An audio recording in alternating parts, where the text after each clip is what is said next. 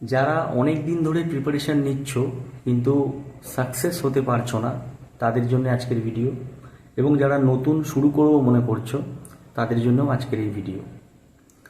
তো সরকারি চাকরি পেতে গেলে বা যে কোনো জিনিস তুমি যখন সেটাকে পেতে চাইছো, সেখানে তোমাকে কয়েকটা জিনিস ফলো করতে হবে। তুমি যদি ফলো করো তাহলে সেটা পাবে। তো এখানে চাকরির জন্যে আমি বলবো তিনটে জিনিস আমি তোমাদেরকে বলবো। তিনটে জিনিসকে যদি তোমরা কঠোরভাবে ফলো করো তাহলে তোমরা চাকরি পাবেই পাবে। ঠিক আছে?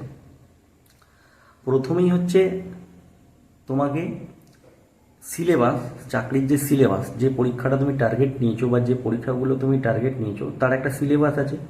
সেই সিলেবাসটাকে তোমাকে ভালো করে পড়তে হবে, দেখতে হবে, বুঝতে হবে এবং তারপরে পড়াশোনা স্টার্ট করতে হবে।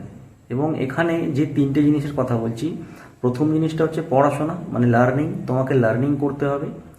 দ্বিতীয় জিনিস যেটা হচ্ছে সেটা হচ্ছে তোমাকে রিভিশন দিতে হবে। শুধু পড়লেই হবে না, পড়ার সাথে সাথে তোমাকে রিভিশন দিতে হবে। এবং 3 নম্বর জিনিস যেটা, সেটা হচ্ছে তোমাকে প্র্যাকটিস করতে হবে। তুমি লার্নিং করছো, তুমি রিভিশন দিচ্ছ, কিন্তু তুমি গভীরভাবে বা কঠোরভাবে প্র্যাকটিস করছো না। মানে প্র্যাকটিস মানে কি, তুমি সমস্ত জিনিসগুলো পড়ার পরে, রিভিশন দেওয়ার পরে একটা প্র্যাকটিস সেট হয়, একটা তুমি মক টেস্ট হয়, বা তুমি যে পরীক্ষাটা বসবে তার একটা প্রিভিয়াস ইয়ার কোশ্চেন পেপার আছে, সেটা তুমি অফলাইনে হোক অনলাইনে হোক সেটার প্র্যাকটিস করো বাড়িতে।